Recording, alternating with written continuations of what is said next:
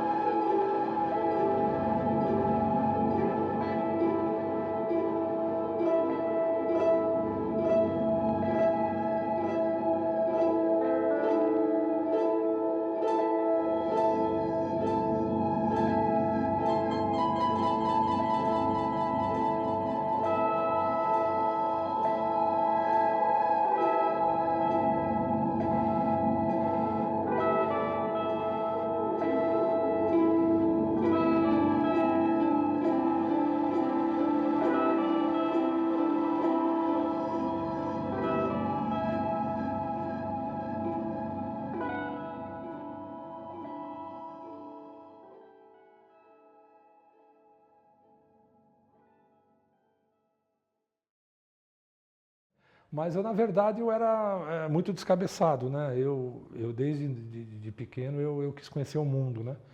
Eu desde pequeno eu andava nos carros assim, eu punha a cabeça assim, 10, 11 anos, eu via os carreteiros, caminhoneiros assim, eu via aqueles caras, né, fortão assim.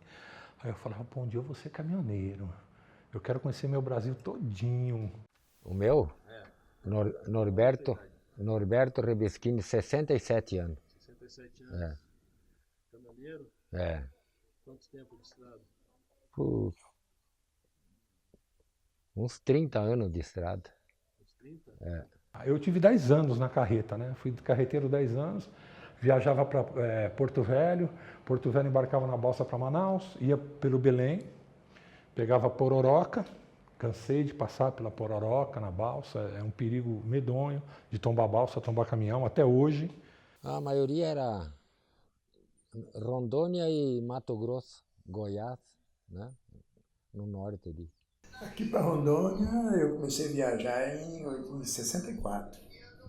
Puxava boi de Cuiabá, Rondonópolis, Porto Velho. Também um boiadeiro. Eu mais uns amigos, né?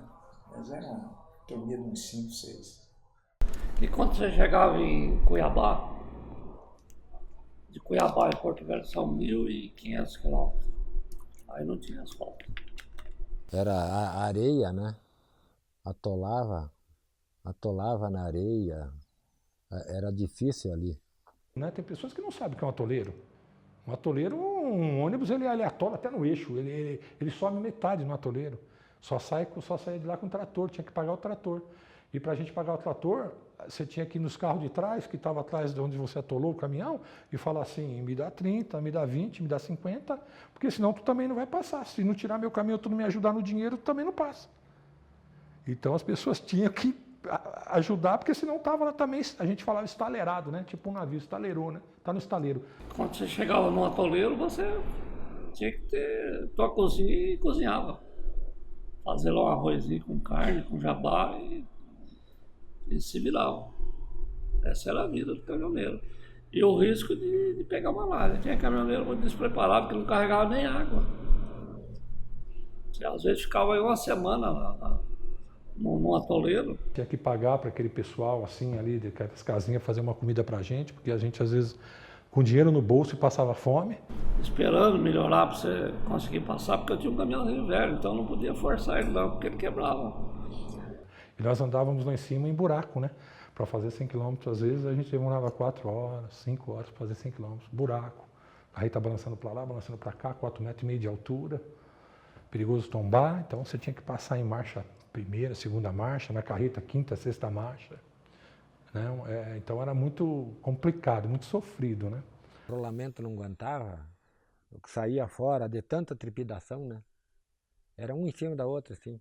Você andava lá em segunda, terceira e primeira. Se você carregasse verdura, ovo, às vezes apodrecia tudo.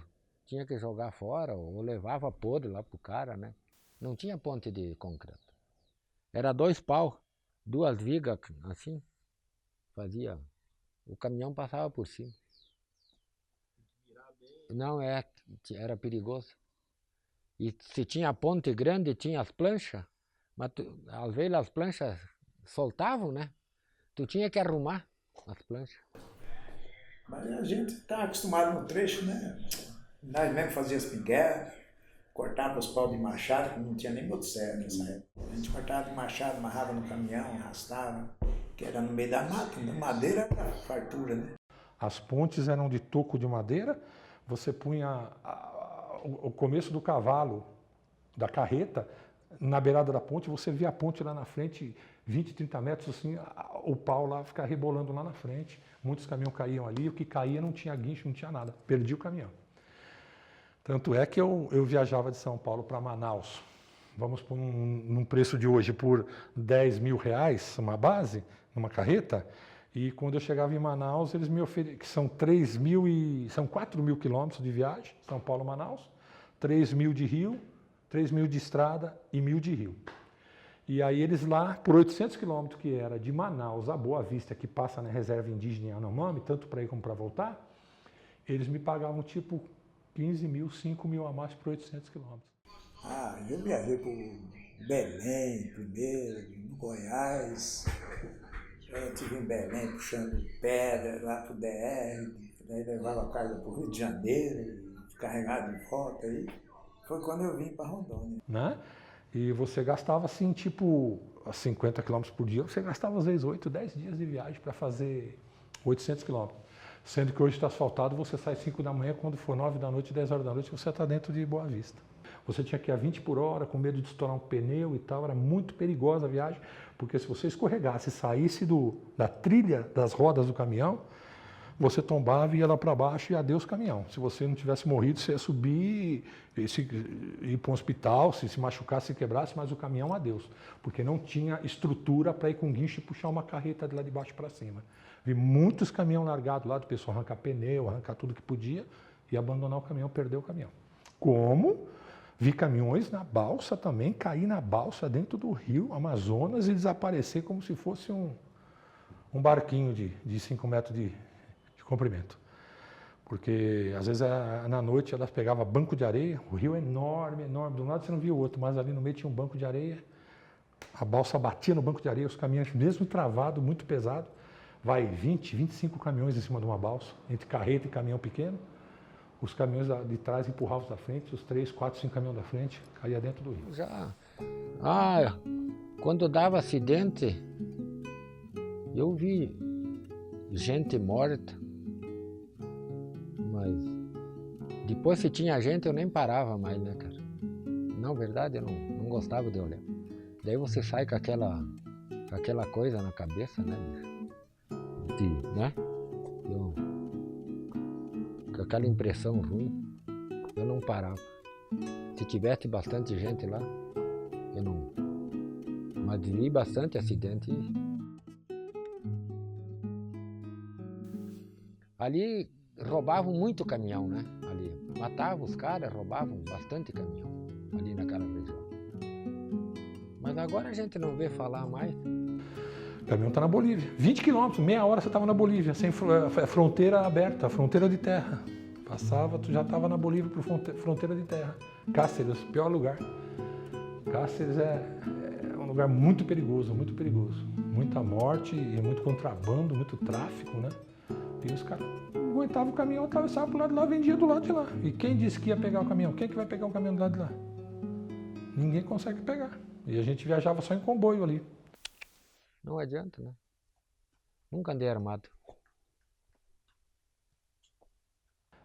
Tinha 2, 3 segurança no posto de 12, pegava tua identidade e tudo. Vai dormir ou vai tomar banho, vai jantar, vai continuar? Não continua, vai de manhã, não vai agora. Aqui tu tá 20 km da Bolívia, aqui ó, 20 km ali nas montanhas lá é Bolívia. Passa muito próximo da Bolívia, para você ir para Vilhena, para você ir para Porto Velho, para embarcar para Manaus. Então aquele trecho era o trecho mais perigoso que tinha na estrada. Muitos caminhoneiros e muito caminhão sumiu muito ali.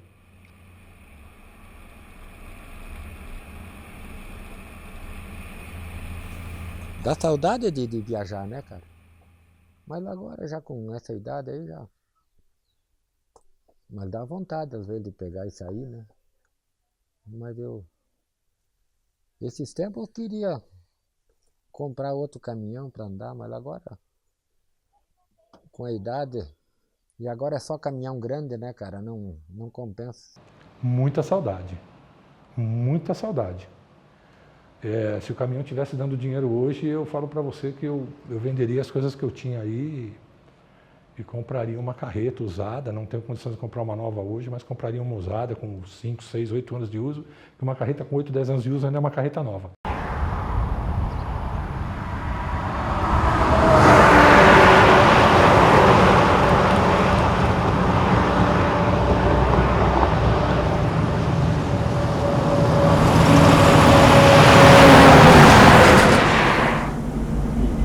A vida nossa tá custosa, cara. Tudo que tu ganha fica para despesa. Tá compensando. E o senhor viaja com o quê? O que é? Eu pra cá eu venho com fruta, laranja.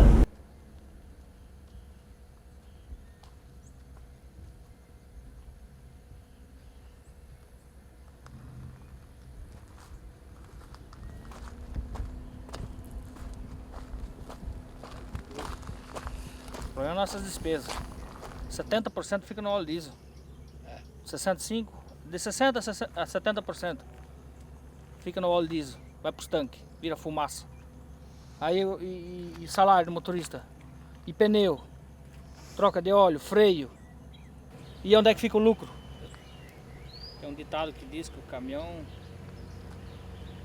te empresta o dinheiro, depois ele pede de volta, né? Hoje você está sem dinheiro. Amanhã você carrega o caminhão, pega 3, 4, 5 mil. Aí você enche o bolso, né? Na outra semana ele te pede 5, 6 de volta. Tem uma vantagem, que é difícil tu ficar sem dinheiro no bolso. Tu tá sem dinheiro, tu botou uma carga em cima, tu já tá com o troco no bolso. É pra poucos dias, poucas horas de repente, não é mais. Aí, Vai levando. nós sabemos pra onde vamos. Eu vim de Minas pra cá, descarreguei, agora tem que esperar carregar pra ir embora pra Rondônia. Como é que tá a estrada? Uma bosta, Bosta. uma merda. Esse não trem feio. Você tá doido. Sou carreteiro, carreta ali. Tenho mais medo de um motoqueiro no trânsito que qualquer outro carro. Porque eles não respeitam o limite de velocidade, nem ultrapassagem, nem nada. E do jeito que chega... Tem um negócio de passar no meio da gente que você não espera. todo corredor que eles falam aqui é até proibido. É o trecho que mais está dando acidente hoje no país, é esse trecho dentro de Rondônia. É o corredor da soja. Viaja o Brasil inteiro, é Camafrina, viaja Rio de Janeiro, São Paulo, Rio Grande do Sul. Ele fica quase um ano, porque ensina separado. Eu também sou separado. Mas é nessa faixa, 6, 7, 8 meses, sem descer, sem ir lá pro sul. Quando vai rápido pra casa é 3 meses, 4 meses. Eu não fico muito tempo não. Eu adoro minha família, adoro minha casa. O máximo que eu fico longe de casa é 20 dias. Já dá o desespero, tem que ir embora. Encontrei gente em Tocantins que estava há 7 meses. Eu não fico.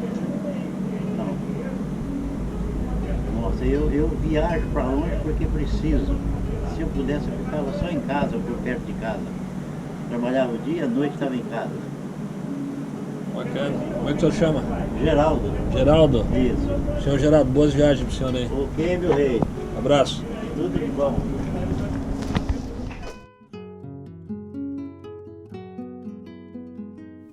Me deu malária lá em Santana da Araguaia. Lá eu peguei. Puxando lasca de cerca, palanque para cerca. Lá eu peguei uma malária e fiquei 11 dias internado. Lá quase morri. Nossa, lá emagreci acho que uns 10, 12 quilos. E daí eu suava demais no hospital. E lá uns colchãozinhos de napa, né? E daí tinha um guri, um piazão de uns 15, 16 anos que vinha trazer os forros de cama, né? Todo dia. E digo, mas daí eu suava tanto, daí eu torcia e botava na janela assim do quarto para enxugar. E daí eu falei pro piazinho, ô piazinho, me traga... Ô Pia, você podia me trazer 2 cobertorzinhos, 2 lençol. Porque aí ó, molhou tudo, cara. Não, ele não posso, não sei o quê. Eu digo, eu te dou 5 pila. Daí ele me arrumou.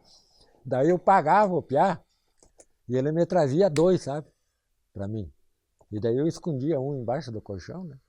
E daí quando aquele molhava, eu trocava. A minha filha telefonaram o Pará inteiro. Até telefonando em hospital e telefonando em toda aquela cidade lá do Pará, acho que telefonaram. Daí conseguiram, de madrugada, a enfermeira veio, tem um telefone para você. Eu digo, ué, mas quem é que sabe que eu estou aqui? E daí fui a Andressa no telefone. Fazia 1 ano e 2 anos que o falecido Moi tinha morrido, o teu pai. Daí elas conseguiram me achar lá. Mas telefonaram o Pará inteiro para achar. E me acharam. A Andressa chorando. Eu digo, não, eu tô bom, mas não podia nem falar, cara. Tava ruim, né? E daí eu voltei no Natal. Eu não lembro o Natal. Cheguei o dia 24 de tarde. Tava escurecendo.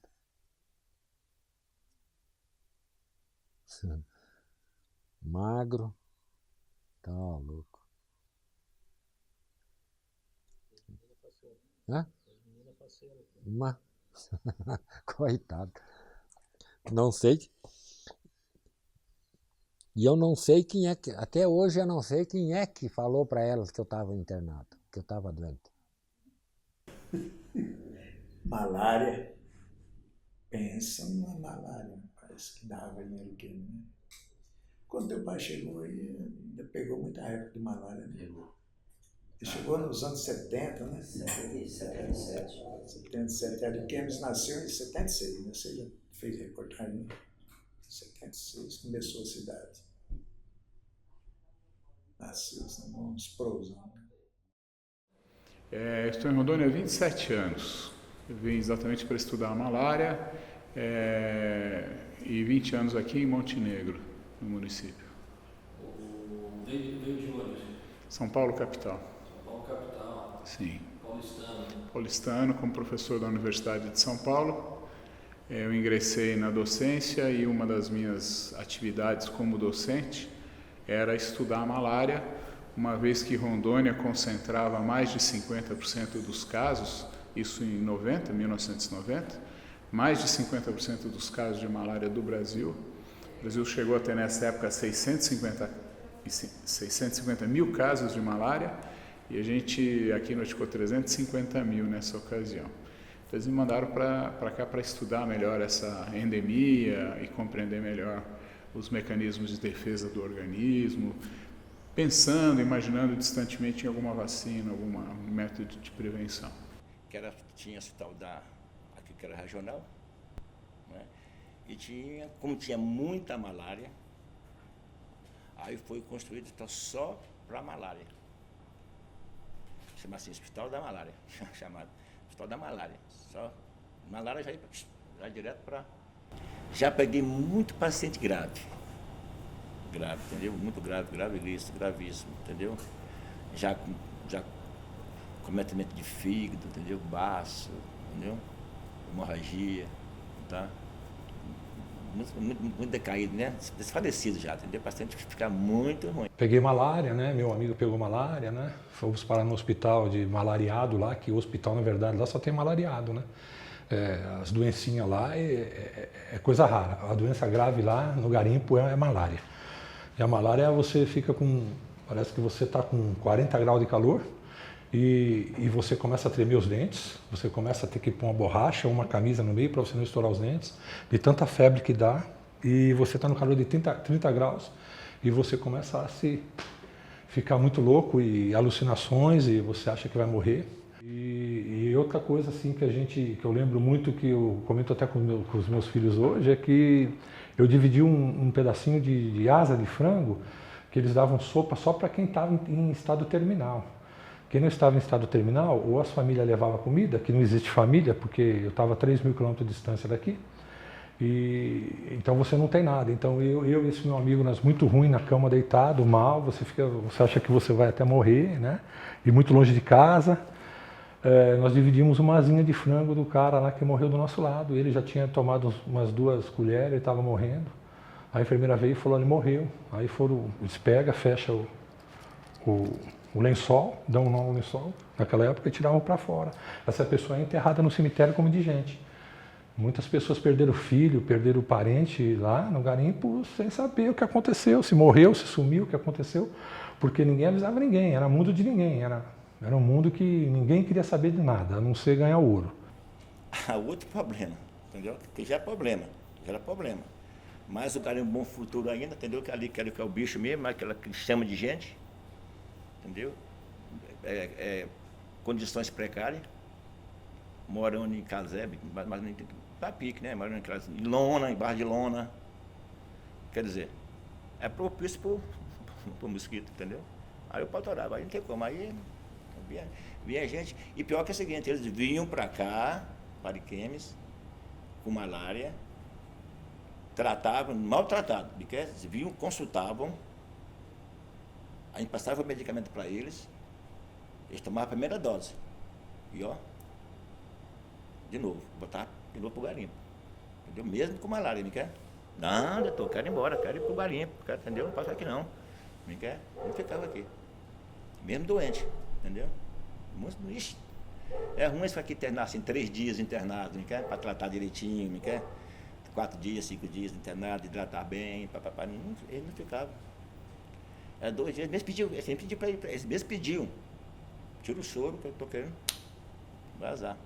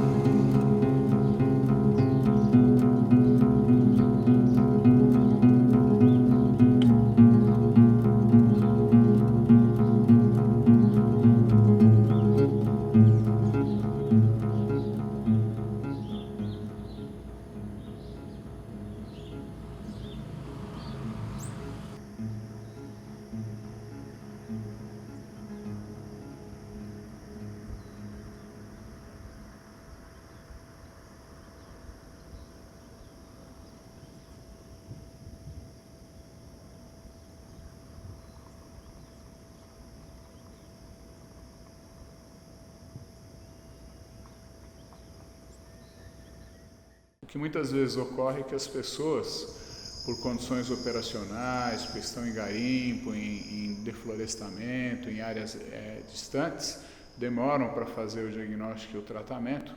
E malária, o tratamento é simples, é barato, é gratuito, mas é uma briga contra o relógio. Quanto mais tempo se perde, mais chance há da pessoa morrer. E enquanto o meu filho nasceu, esse menino morreu de malária na minha frente, sem eu poder fazer muita coisa, porque, como eu disse para você, malária é uma luta contra o relógio. Se eu instituo o tratamento no primeiro dia, é uma doença extremamente benigna e não vai ocorrer nada.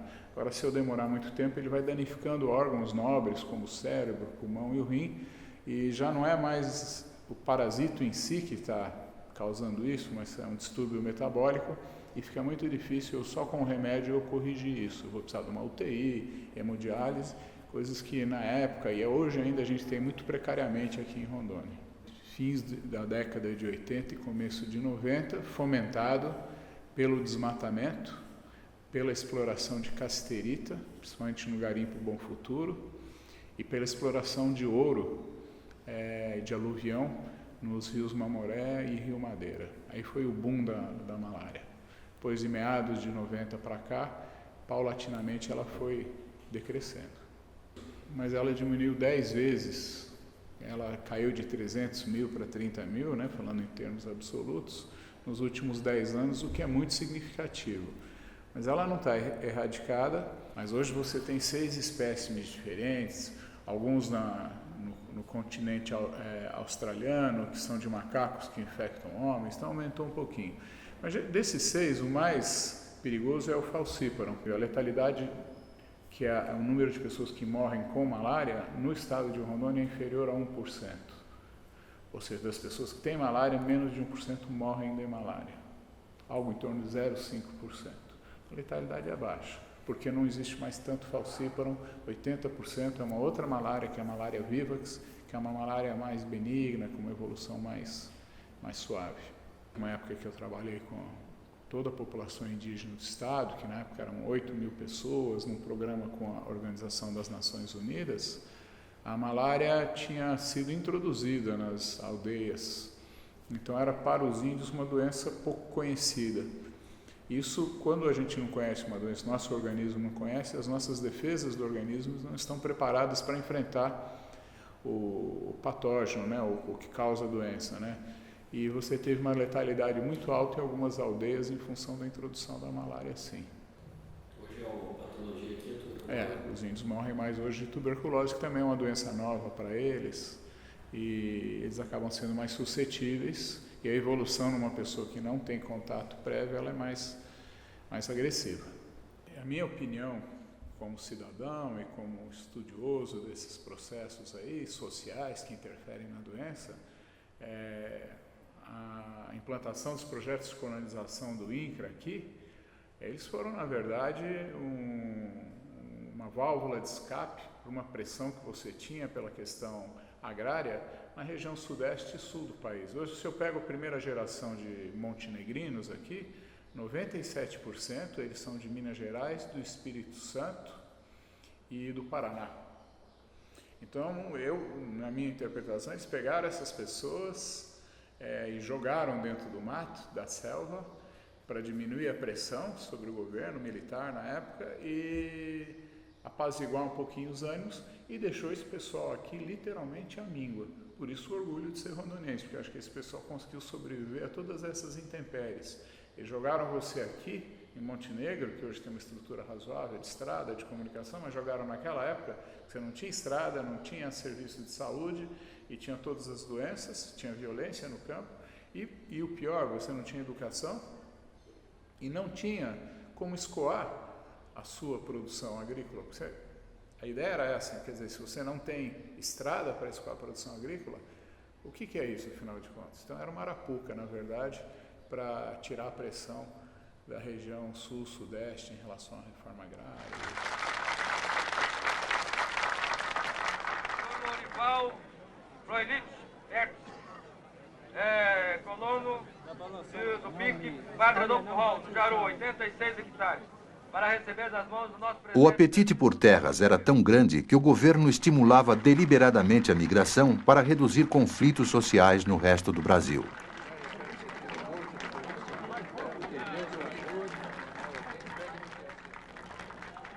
E a migração, todo o programa de desenvolvimento, dependia dos grandes comboios procedentes da parte industrializada do Brasil.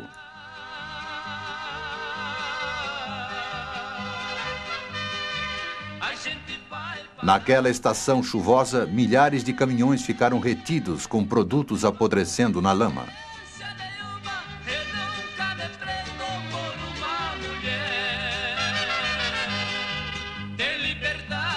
Por isso foi decidido pavimentar a estrada lamacenta e pedir 1/3 da verba ao Banco Mundial.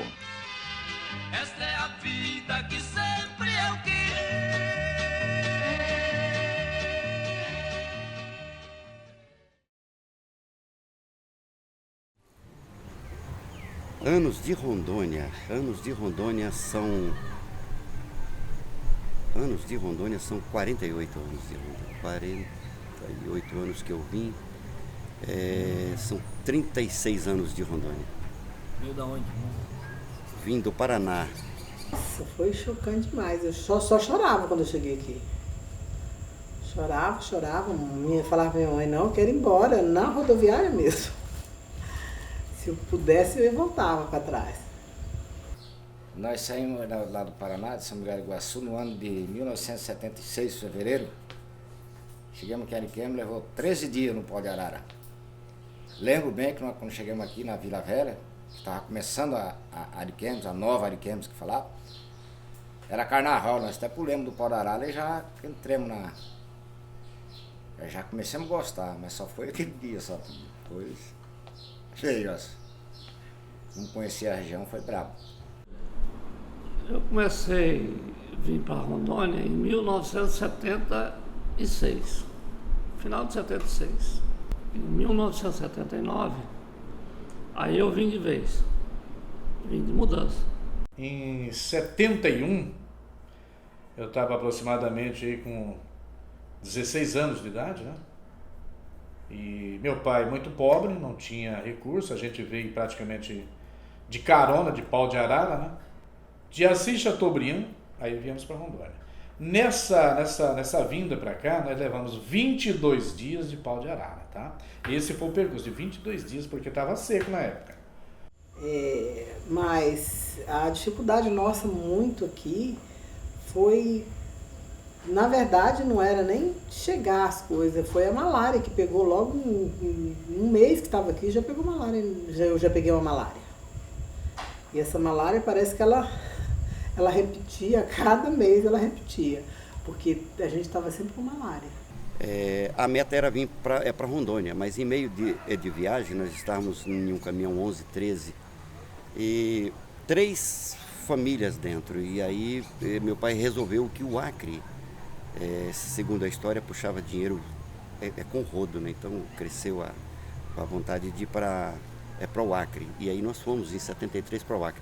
Gastamos do Paraná até em Rio Branco 13 dias de viagem. 13 dias. Em 76 abriu-se o lance da cidade nova de Ariquemes, que até então existia somente o Marechal Rondon. E nessa cidade nova, muita gente, assim como o meu pai, viu a oportunidade de ganhar terra, terreno e arrumar a vida.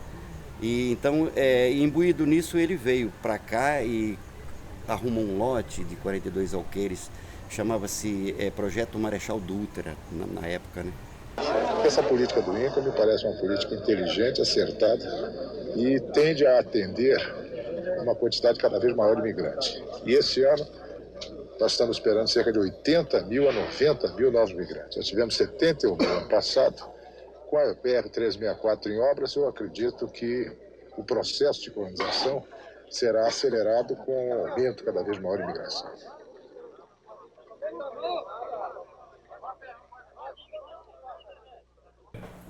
E você está fazendo esse documentário resgatando uma história do seu pai que vai fechar com o Estado de Rondônia. O Estado de Rondônia é o protagonista desse documentário. Eu não queria contar só a história do meu pai, porque é uma história minha, ela pode não ser interessante para o grande público, mas a história de Rondônia é interessante para o grande público.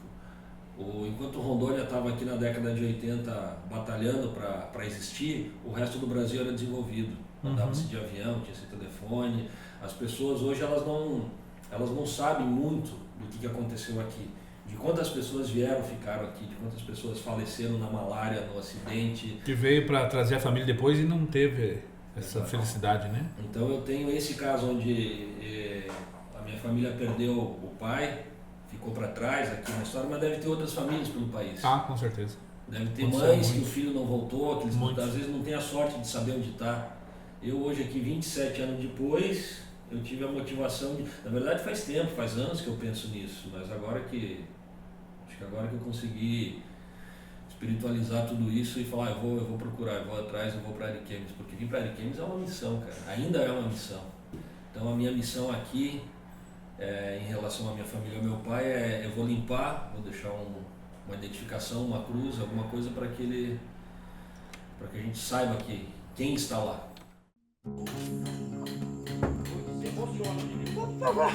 Ai, Tadinho, pelo amor de Deus. Eu vou ficar sem saber o que falar. Não, mas eu vou te fazer as perguntas, tu vai saber o que falar. Eu vou achar uma coisa pra você sentar assim. Assim, era coisa assim, um dia eu assustei, eu tava indo pro trabalho, e aqui era assim, quando chovia, você tinha que andar com uma galocha, aquelas botas, né, 7 léguas, porque era muito barro nas ruas. E quando era o tempo de pó, você tinha que trazer sempre uma roupa na bolsa. E eu tava andando assim, de repente passou um caminhão desse toureiro, tinha 7, conta de mentiroso, mas tinha 7 corpos que tava chegando do garimpo, assassinado. Eu fiquei assustada aquele dia, nossa mãe, fiquei muito assustada. Em 77, acho que foi estourado o garimpo, foi descoberto. O cara que descobriu o garimpo é um conhecido meu aí, é o João da Toca. Uma casinha ali, ele que descobriu o garimpo Bom Futuro. Ele era rabicheiro de tora. Aí estourou aquele negócio lá, daí virou, aí o pessoal marcava a terra e botava gente para cuidar armado. Até ali tinha muita terra, foram marcando. Aí quando começaram a extrair, aí veio a matança.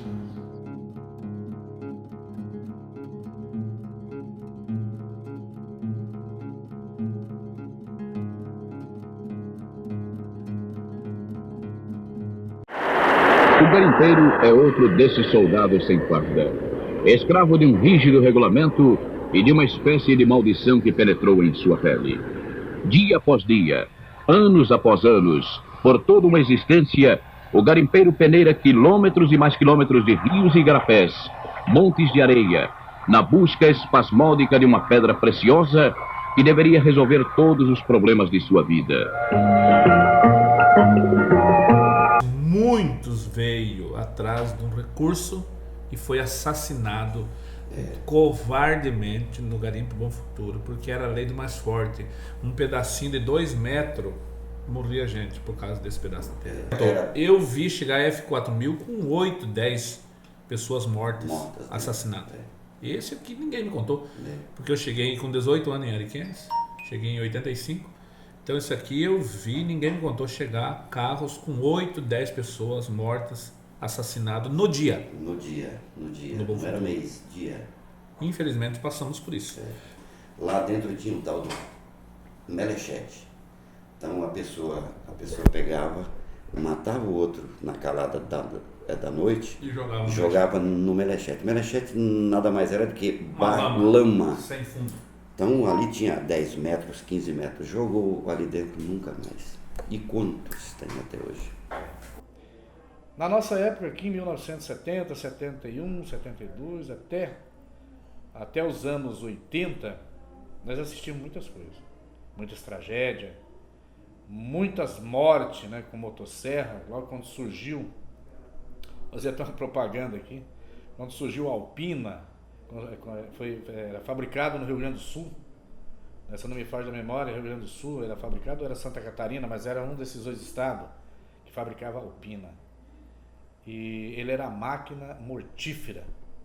Muitas viúvas, muitas famílias sem pai se criaram né, ao Deus dará na época, governo não tinha assistência, porque primeiro já não tinha estrada, segundo a saúde era precária.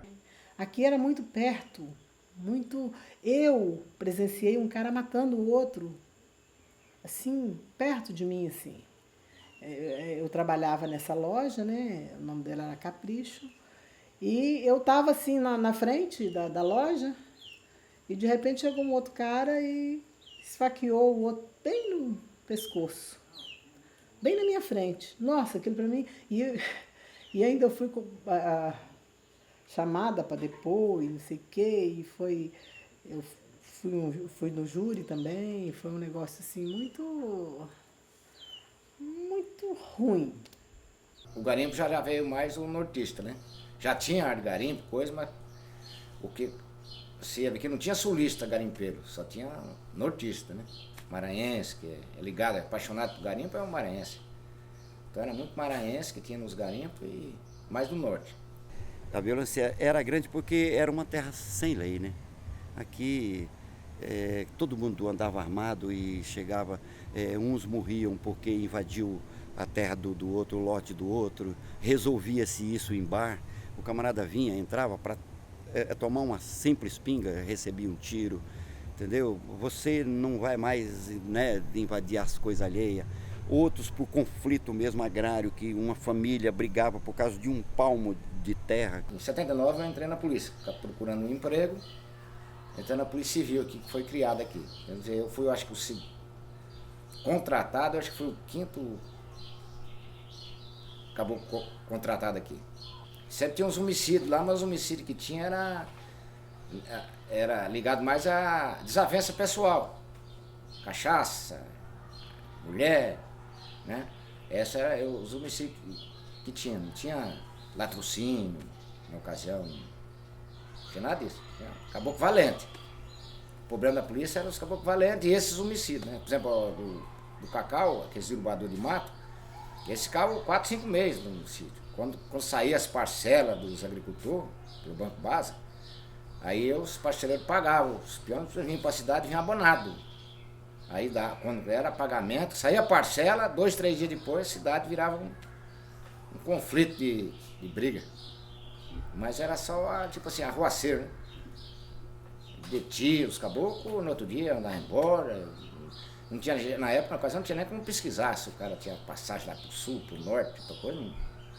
Era no telefone, e era complicado. O telefone, você te ligava para ter uma resposta, demorava. Então, se não morresse ninguém na briga ali, no outro dia se perguntava que estavam no mato junto trabalhando.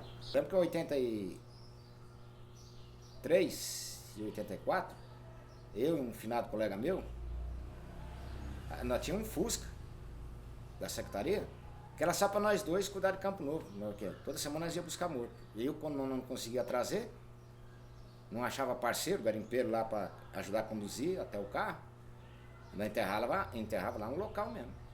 Não tinha condições de trazer, porque o garimpo era longe. Ia a pé e depois enterrava lá e voltava a pé.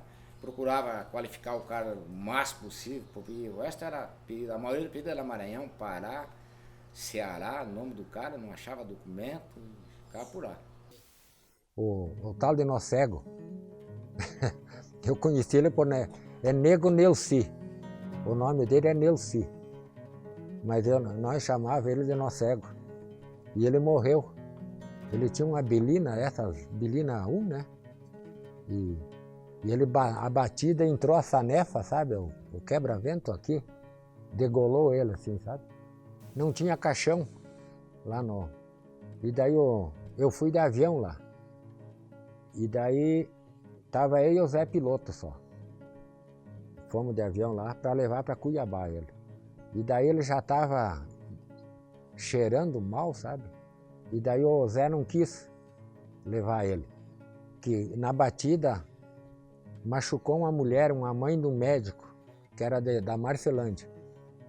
E daí o Zé, ele falou, Boca, nós vamos subir que esse avião aí vai dar um gás aqui dentro desse avião e nós não vamos aguentar, nós periga nós morrer tudo aí.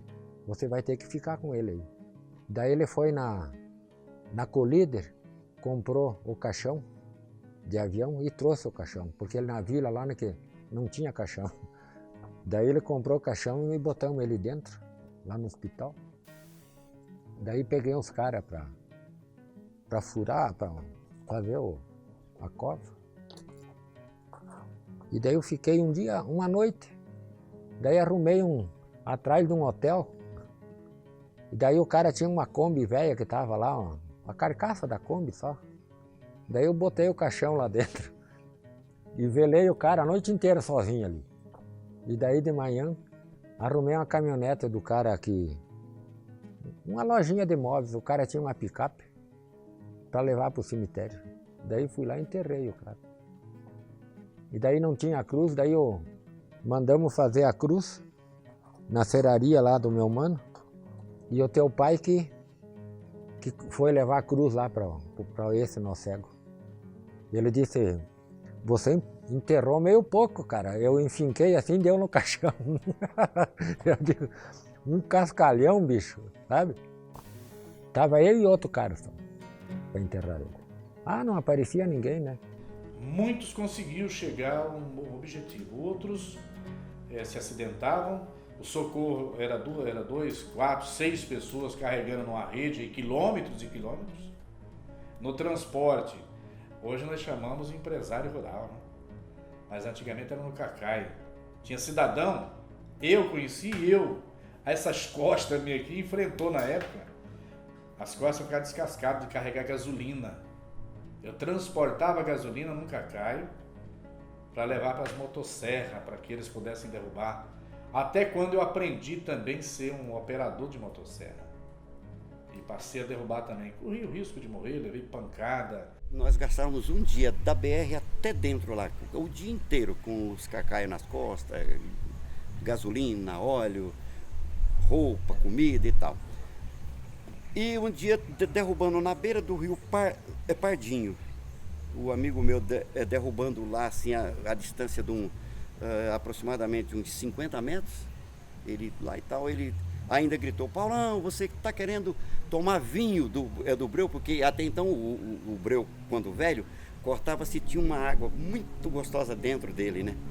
Não, agora não, e eu tô aqui. Quando de repente ele disse, então lá vai. Quando ele cortou, aqui intertido, eu escutei quando a madeira rachou, tal, quietou tudo, e eu gritei, cadê o vinho? E não respondeu, cadê o vinho, cara? E nada.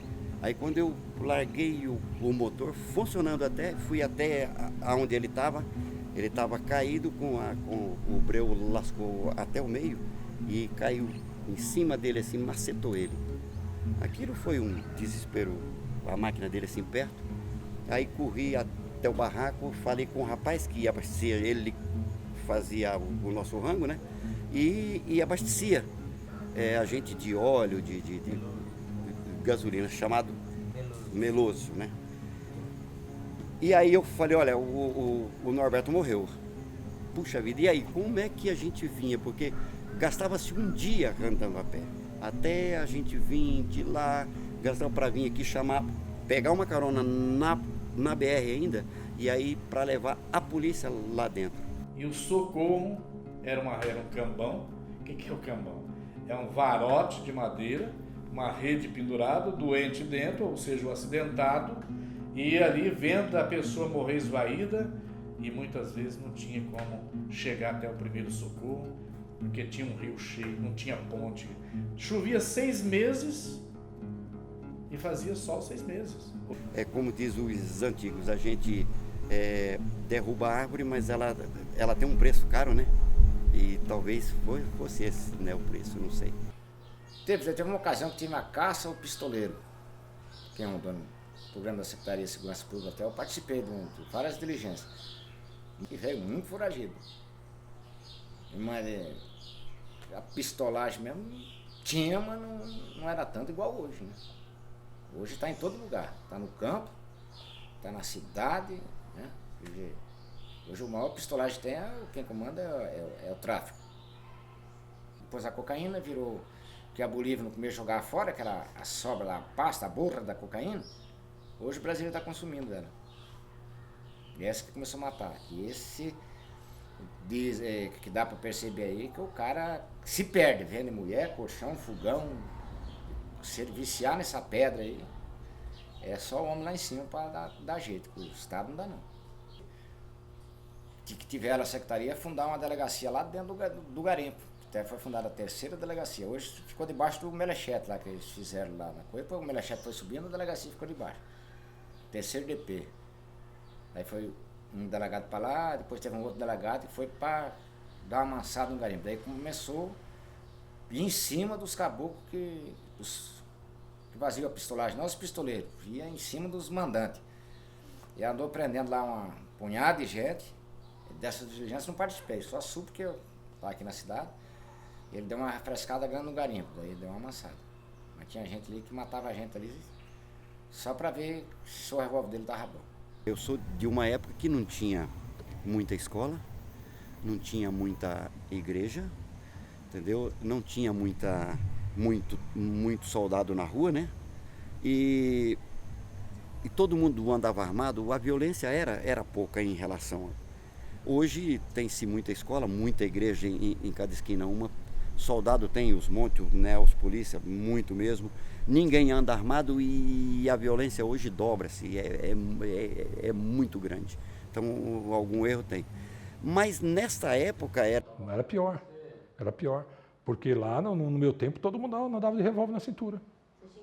O mais coitado lá andava com uma faca desse tamanho embrulhada no jornal nas costas. O mais coitadinho que não tinha condição de ter arma. Todo mundo andava armado, E no lugar que todo mundo anda armado, você já viu. É complicado. Tinha 12 cano cerrado, tinha 8, tive automática, porque a gente tinha medo, né? Muito assalto. Tem ali de Cuiabá, da Serra de Santo Antônio, que é 40 quilômetros para chegar em Cuiabá, que você desce, está lá no alto. Cuiabá está no buraco, quente demais.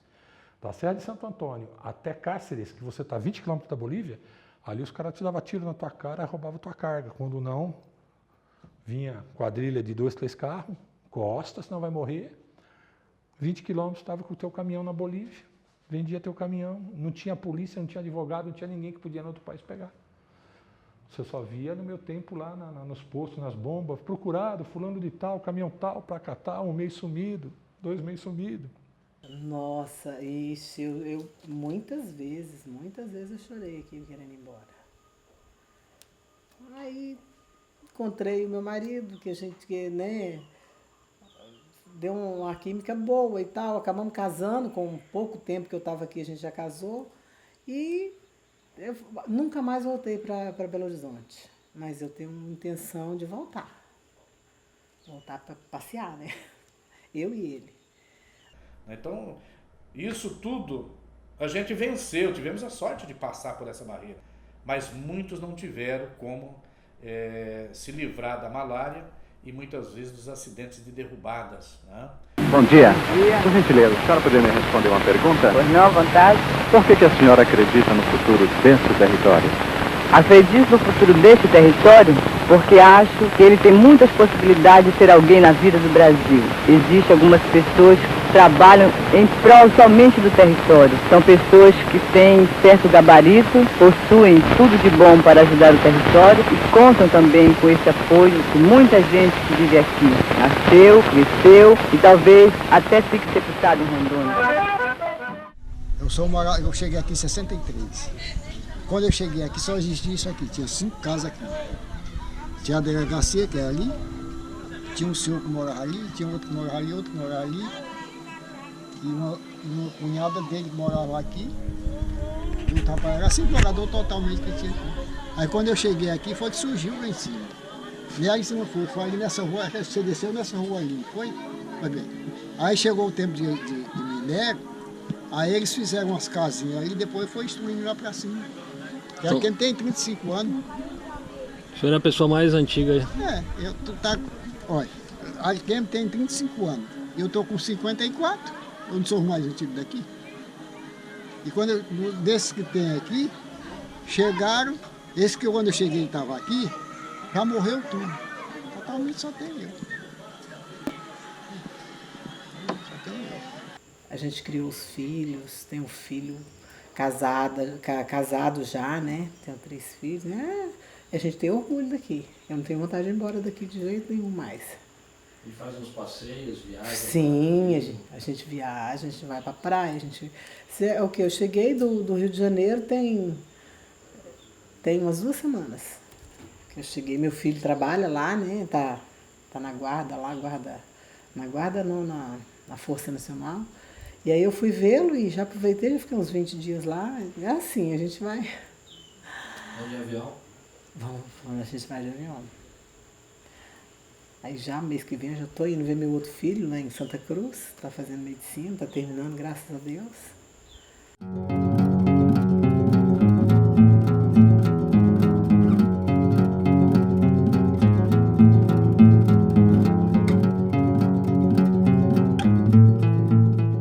Estamos esperando para embarcar, só embarca de noite na balsa, você não embarca de dia, só embarca das 10, 11 horas da noite em diante. E o caminhão tem que entrar de ré para sair de frente. Falava com o pessoal da Bolívia, Venezuela, todo mundo, conversava com todo mundo, PX cobra, comprava baratinho na época, lá na Zona Franca de Manaus. Você comprava por preço de banana. Amazônica, terra pura, transamazônica. O Maitá, que é o Maitá na Transamazônica. Rampa na descida da balsa. Existe essa rampa, só que quando a gente ia para Santa Helena, na época, não tinha essa rampa. Então a gente tinha que alugar tratores. Então tá aqui, a balsa encostava, olha a distância que ficava para você descer com os caminhões, não tinha jeito. A gente pagava por isso que o frete era muito caro. Todos os caminhões em cima da balsa pagavam para essa máquina fazer uma rampa.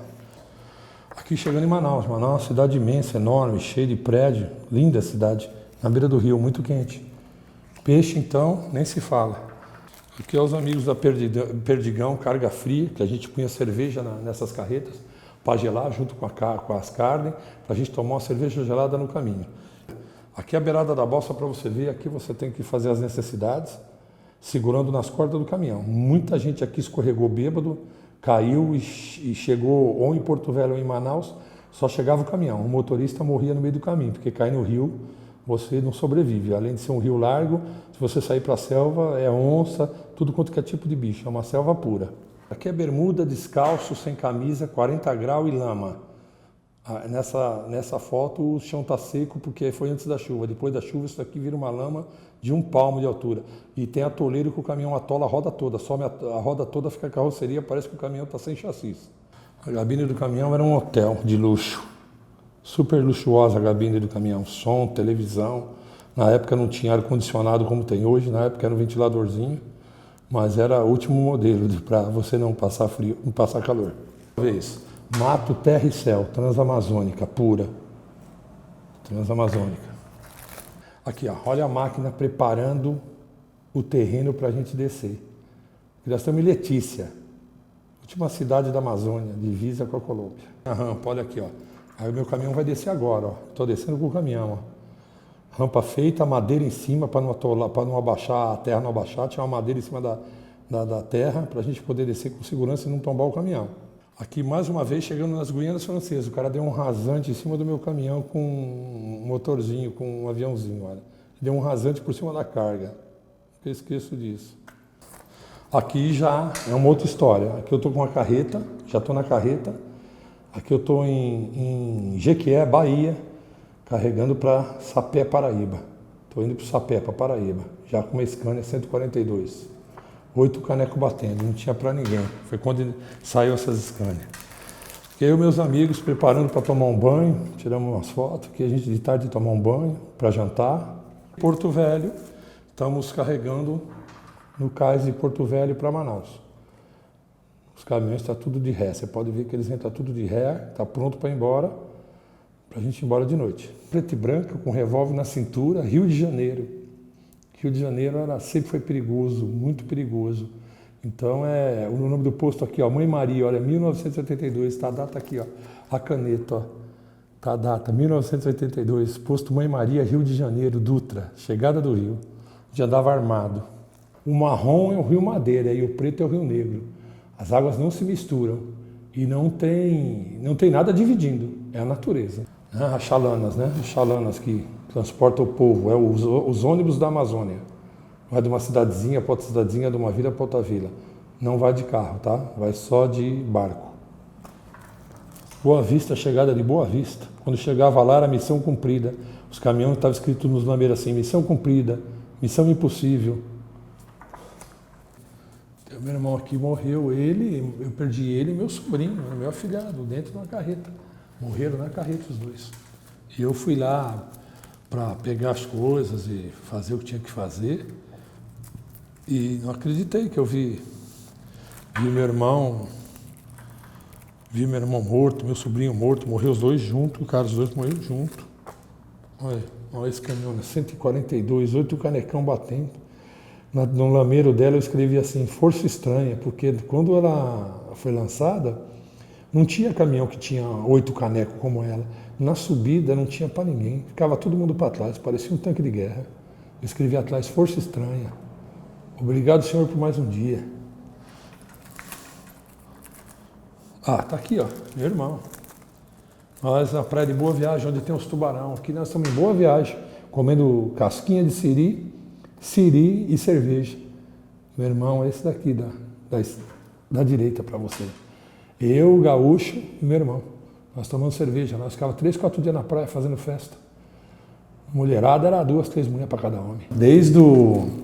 Trabalhei desde o Fenemê, né? Que o apelido é Fumo No Motorista, Fenemê. Scania, Volvo, trabalhei com todo esse tipo de caminhão, né? Mercedes pequeno, 1519, né? Sem embreagem, né? Sem sincronizado, era câmbio seco, só entrava no tempo. Se não fosse no tempo, não entrava marcha, arranhava tudo, não era qualquer um que dirigia esse caminhão. Trabalhei com todos esses caminhões, né? Caminhões fortes, possantes, que aguentavam o tranco, que aguentavam os buracos, né? Porque eu andava em cima de buraco, eu gostava de andar em chão de terra. E não é qualquer motorista hoje às vezes eu converso com as pessoas, eu sou caminhoneiro. Você é caminhoneiro, você viajou para onde? Eu fui para Ribeirão Preto, eu fui para Santos. Aí qualquer um é caminhoneiro, porque o estado é um tapete. Eu quero ver ser caminhoneiro em cima da lama, no chão sem respeito, como a gente falava lá em cima, chão sem respeito. Aí eu quero ver o cara subir uma rampa na lama, aí eu quero ver o cara botar o caminhão em tombo de meio metro, 80 centímetros de tombo, você tem que dar o tombo do caminhão e racha, mola, racha tudo, e você tem que ir, porque não tem como voltar para trás. Então é isso daí que foi uma emoção maravilhosa na minha vida, foi eu andar nesses lugares aí, né, no meio de reserva indígena, e tomar banho nu nas estradas, assim, nas cachoeiras, todo mundo pelado, tomando banho nu. Minha cabine dupla era tudo de bom, né? A cama já não era levantada, era uma cama deitada, era cabine de carreta, né? Era maravilhoso esse caminhão. E, nossa, muitas aventuras, muitas amizades. Fiquei noivo, meninas que trabalhavam no Banco Bradesco. Deixei de casar em cima, as pessoas gostavam muito de mim. E abandonei tudo por causa da emoção de viver, né? Não viver parado, né? Junto com ninguém, né? A emoção de viver sempre sozinho e não ter ninguém, né? Porque eu não tinha lugar para ir, né? Eu viajava muito, esse caminhão aqui rodou muito, esse caminhão traz muitas lembranças, né? Que se fosse hoje, se eu tivesse saúde ainda, eu acho que eu voltaria para a estrada de novo, por mais que está difícil e não está dando mais dinheiro, todo mundo reclama, mas era uma vida cigana, né? Dormia no caminhão, onde eu estava eu dormia, e aqui foi um dos momentos mais felizes que eu vivi na minha vida, né? Porque muitas aventuras, né? Muitas aventuras aqui, olha. Muitas curtições, né? Aí você vai pegando idade, família, filho, tudo vai mudando, né? Hoje já complicou, não dá para ir mais, mas eu ainda tenho vontade ainda de entrar num caminhão e sair para o mundo sem destino, né? Viajar muito para o mundo sem destino. Eu nem gosto de ver, quando eu vejo eu choro porque eu era feliz e não sabia. Hoje eu estou num trânsito louco aqui dentro de um táxi e eu era um cara que eu vivi muito intensamente no mundo, né? E na liberdade do mundo, né? Não tinha uma andorinha para dar de bebê nem nada, né? Tinha minha mãe viva.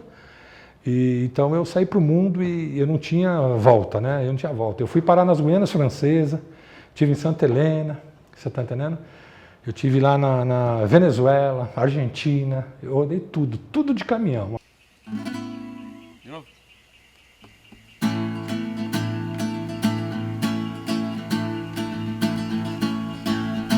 Eram dois amigos inseparáveis, lutando pela vida e o pão. liberdade de serem donos do seu caminhão. Com muita luta e sacrifício para pagar em dias prestação, se realizava o sonho finalmente. O empregado passa a ser patrão.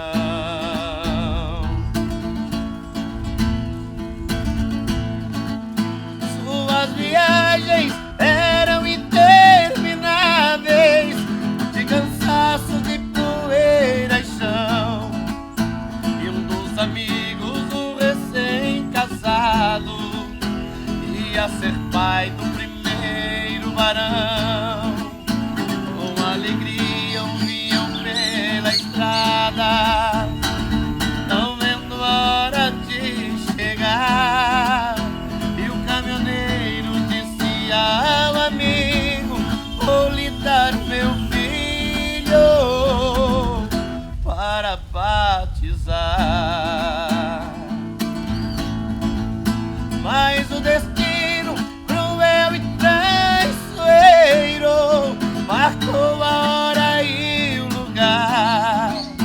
A chuva fina e a pista molhada, com a carreta foram se chocar.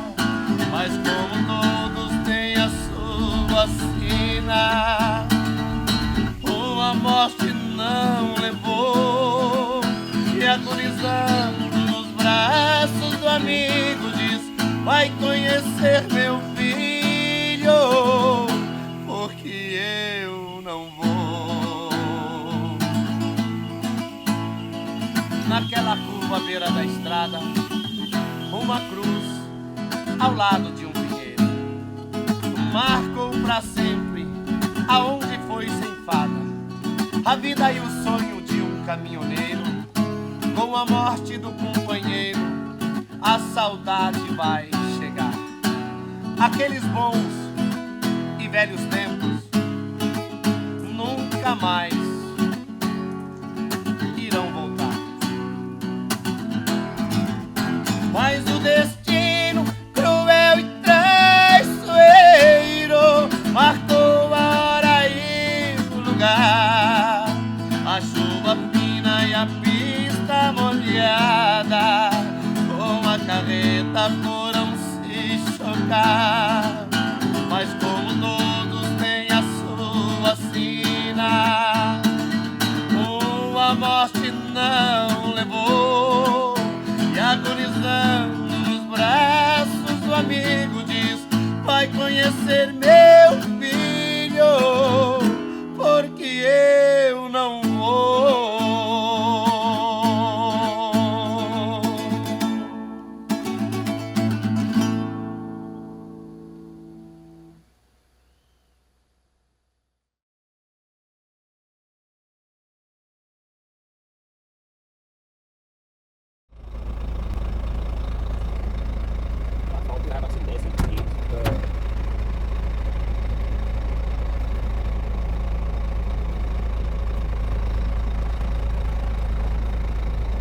E aí, essa boleia aí? Nossa, que boleia. Isso é um avião, cara. Isso é um avião, não é um caminhão. Oi? É o bicho, é o bicho. Já tá ali. Forte, menina. Pra colocar isso aqui. Hein? Vai achar um lugar pra colocar?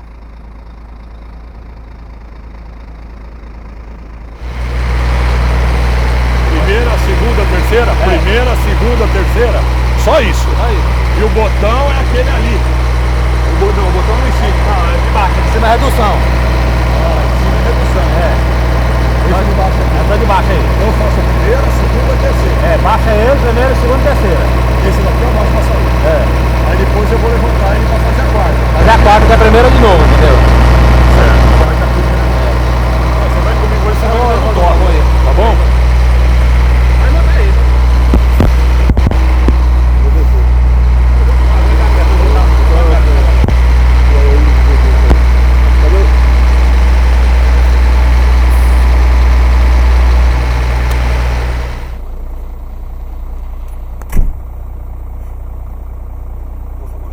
Pouco não fica, só fica assim. Não, baixa, regulagem.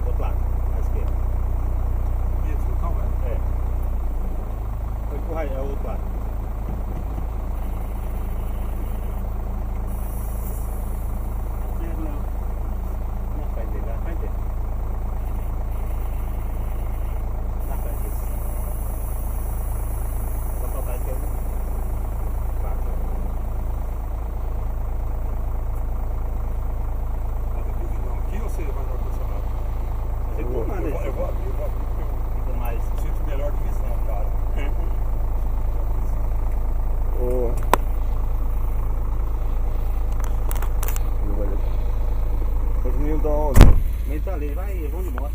Vai de moto? Só ligar uma luzinha pra aí, vamos de moto. Vai se pegar onde lá? Lá perto da casa mesmo. Já sai mesmo? Onde tá aqui, ó.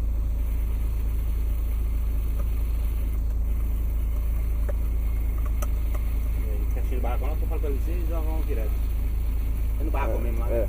Então aqui e aqui, né? Você tá falando aqui? Não, aí é redução. Aqui é redução, então aqui. É. Aqui eu fiz a embreagem. Não, ele pode bater. Já tá pronta pra sair? Ah, não, ele tá pra cima. Ele tá caixa alta aí. Tá caixa alta. Quer dizer, né? Abaixa ele pra baixo. Abaixa ele. Agora você engatou. Chuveneira. Puxa pra trás.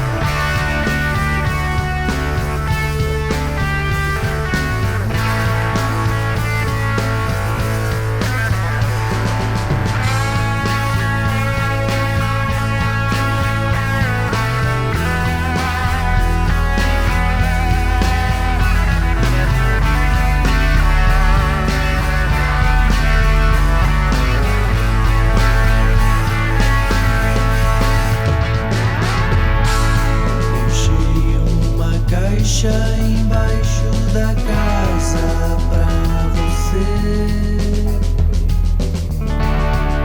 Quando crescer vai ter muitas perguntas pra fazer.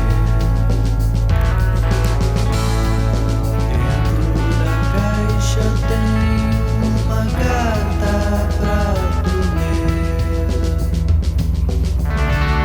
falando da vida e vai te ensinar a crescer.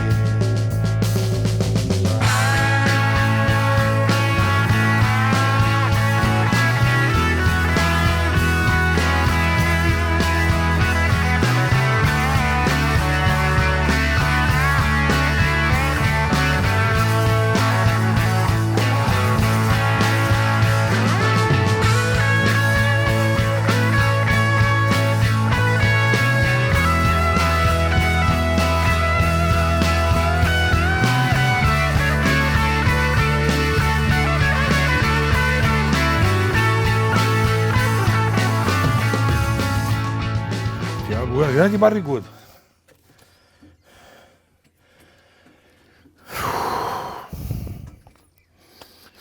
Salve pra família aí. Salve aí, meus filhos. Minha neguinha Tati. Viagem maravilhosa. Poucos quilômetros com uma carreta com 38.500 toneladas. E caminhão maravilhoso, forte. Caminhão possante. Matei a saudade, né? Matei um pouco a saudade de 30 anos atrás, de estar rodando estrada de terra, né? Porque estrada de asfalto é tranquilo, qualquer um roda. O gostoso, o desafio é rodar na terra, né? E foi um desafio gostoso aqui na Palmas Tocantins, Fazenda do Zinho, pessoal muito bacana, muito legal, muito acolhedor. Os caras acolhedor, muita gente boa. E foi uma experiência única, depois de 30 anos, dirigir um bitrem que eu nunca tinha dirigido. Primeira vez, né? Então foi uma experiência maravilhosa, né? O qual vou levar para sempre no meu coração. Com o meu amigo Cleverson aí. E só tenho a agradecer por essa filmagem, por essa homenagem. Que foi tudo muito lindo e tudo deu certo, graças a Deus. Fizemos uma ótima viagem. Então vamos lá. Vamos pro churrasco. Valeu, gente.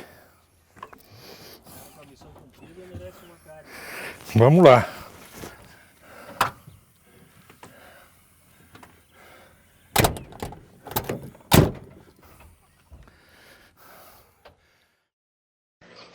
Boa tarde, Cassanelli. Eu fiquei enrolado aqui nos plantões aqui, cara. Teve um pessoal que ficou doente no hospital. Eu tive que trocar meus plantão e me enrolei, tive que fazer plantão dos outros. Só que eu fui hoje lá em Ariquemes E eu fui lá no cemitério, o cara me tratou super bem lá, achamos a quadra onde seu pai foi enterrado. E tava chovendo e o coveiro não tava lá, o cara do escritório tratou a gente bem. Aí ele me passou onde ele tá enterrado. Daí eu vou, essa semana agora, eu vou de novo para lá, daí eu vejo para você lá onde ele tá enterrado lá. Achamos no livro tudo, tá tudo certo, beleza? Aí eu olhei lá, aí que você pode ver aqui, seu pai faleceu, é bravo, né, cara? Malária falciparum, cara. Hoje aqui em Rondônia, aqui, eu trabalho na saúde, cara, é caso raríssimo da malária falciparum, cara. E ainda mais se der, a pessoa ia a óbito por causa disso, hein, cara? Ah, alguns arrependimentos. Viajei muito, abandonei pessoas que eu amava, abandonei minha mãe. Saí de casa com 15 anos de idade e não voltei mais. Fui embora com 15 anos de idade. Ia ver minha mãe, dava um apoio meio secundário, mas dava. Mas depois que meu pai morreu, eu era jovem, eu tinha 17 anos ainda, não entendia muito bem as coisas. Mas depois eu vi que a gente tem que dar valor para as pessoas, mãe, pai, tem que dar muito valor, porque não vai ter outro nunca mais. Nunca mais vai ter outro igual.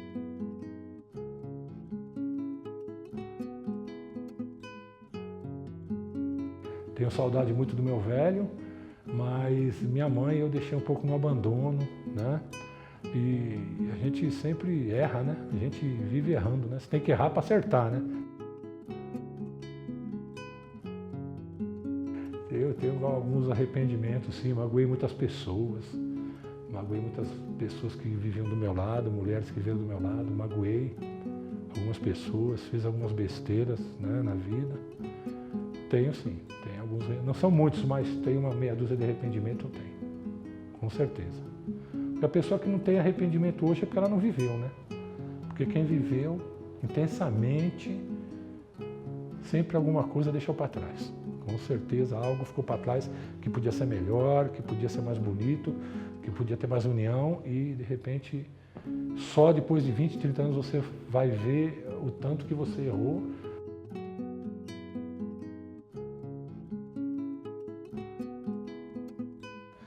Frederico, Verre e meu pai estão tudo no céu. Eu não tenho mais família, né? Eu tenho minha esposa e tenho 3 filhos, né? Eu não tenho mais família, não tenho pai, não tenho mãe, não tenho tio, não tenho avô, não tenho mais ninguém. Há muitos anos eu não sei mais o que é esse papo de família, né? Perdi todo mundo, enterrei 11 pessoas, enterrei filho, enterrei minha esposa que faleceu, né? Relacionamento de 17 anos, 3 filhos, Deus levou ela num câncer. Eu quero viver, eu gosto de viver, tanto é que eu quero ir agora para a praia, acabar meus dias lá na frente do mar, eu quero morrer na frente do mar, eu adoro água, adoro mar.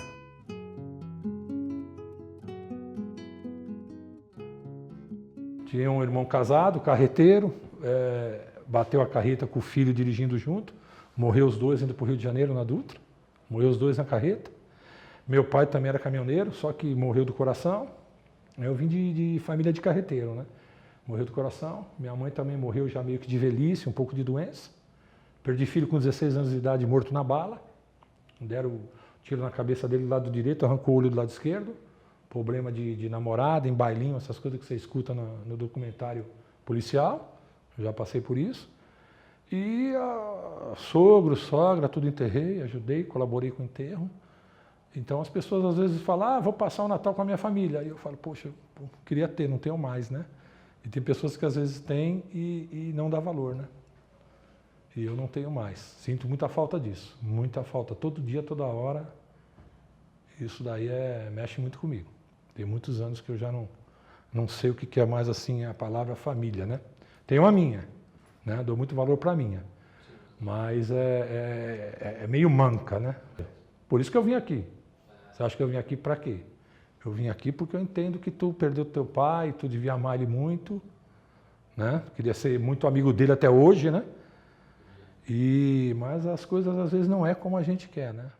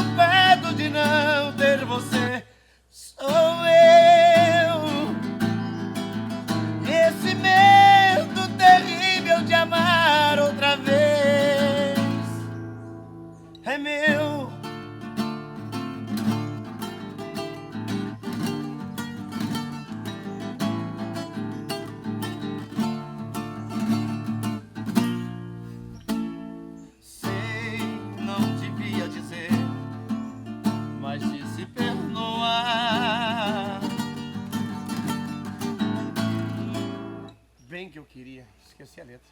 Tava legal, bicho.